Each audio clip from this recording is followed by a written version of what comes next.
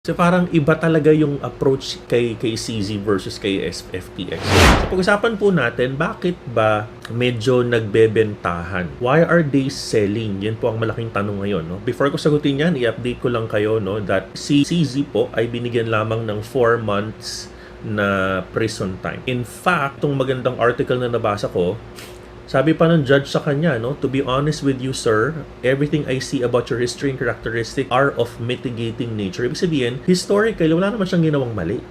Wala siyang criminal record, wala siyang fraud, wala siyang crimes. No?